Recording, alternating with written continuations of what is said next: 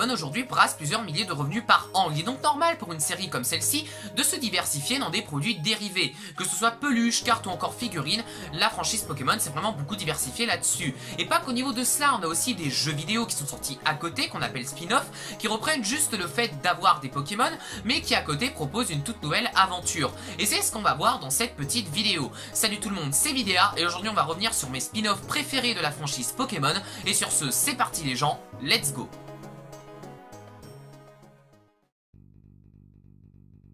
Pour commencer, revenons sur quasiment aujourd'hui un classique de la Nintendo 64 et je veux parler de Pokémon Stadium. Sorti dans une toute première version le 1er août 1998 et arrivé dans sa deuxième version le 29 février 2000 en Amérique et le 7 avril 2000 chez nous, Pokémon Stadium est l'un des tout premiers spin-offs à être porté sur console de salon. Le premier but de ce jeu est de faire des combats Pokémon classiques, mais pour la toute première fois en 3D avec quelques mini-jeux en plus. Ce jeu n'a pas grand chose d'intéressant, même sa suite qui inclut le Pokédex de or et argent, mais je vous en parle pour introduire la deuxième tentative de Game Freak sur console de salon qui est Pokémon Colosseum. Ce jeu est arrivé sur GameCube le 14 mai 2004 chez nous et propose enfin aux fans une nouvelle aventure Pokémon classique sur console.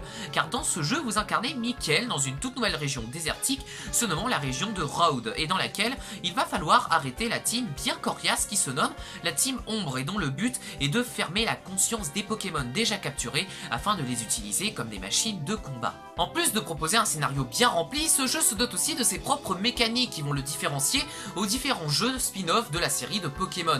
Mais en plus de ça, ce qui est le plus intéressant, c'est au niveau des starters, puisque au niveau des starters, vous en possédez deux au niveau de l'aventure, et ils sont déjà évolués, et ce sont Mentali et Noctali. D'ailleurs, Pokémon Colosseum a eu le droit à une suite Pokémon XD, mais je ne vais pas m'étendre dessus et je pense en reparler dans d'autres vidéos sur ma chaîne. Donc pour conclure, cette série de jeux sur GameCube est vraiment intéressante. Les jeux sont cool sans être faciles et c'est ça qui les démarque des autres spin-offs. Parlons maintenant d'un spin-off qui s'est fait connaître il n'y a pas si longtemps que ça puisqu'il a eu son adaptation au cinéma cette année. Je veux bien sûr parler de Détective Pikachu.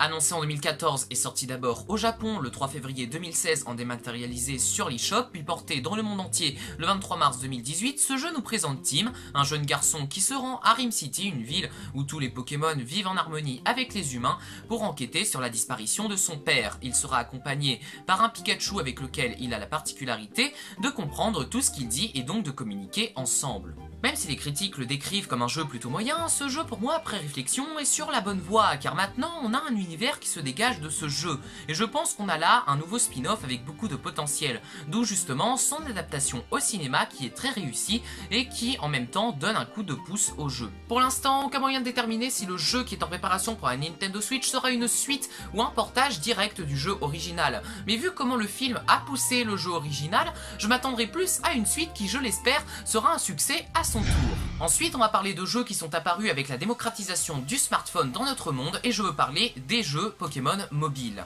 Dans ce domaine, on peut dire que Game Freak a fait pas mal d'essais de spin-off comme on l'avait vu dans une ancienne vidéo sur ma chaîne. Mais si on devait en retenir un ou deux, je pense que ce serait Pokémon Master et Pokémon Go. Commençons par Pokémon Go. Le jeu est sorti dans le mois de juillet 2016 et à ses débuts, le jeu était très prometteur. Pendant plusieurs semaines, il a même fait la une de certains JT et a mené des joueurs qui ne jouent pas forcément à Pokémon dans l'aventure.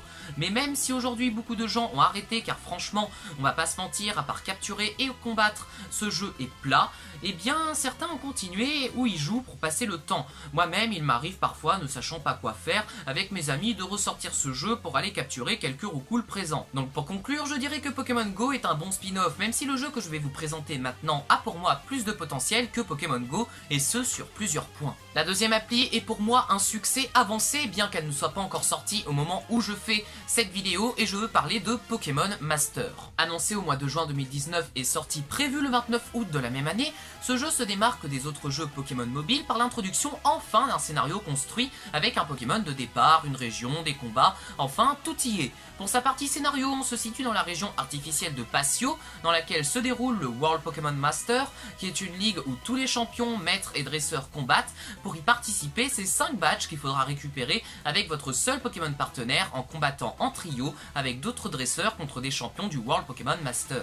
En plus de proposer un vrai scénario qui se déroule dans une vraie région, ce jeu propose aussi de nouvelles mécaniques comme les attaques du haut. Et comparé à Pokémon Go, je pense que ce jeu pourrait attirer des anciens ou nouveaux joueurs autant que de fans. Pour l'instant, le jeu n'est pas encore sorti, mais vu comment le jeu a été accueilli par les joueurs, je pense que l'on peut se dire que ce spin-off sera pour moi la première vraie aventure scénaristique Pokémon sur mobile.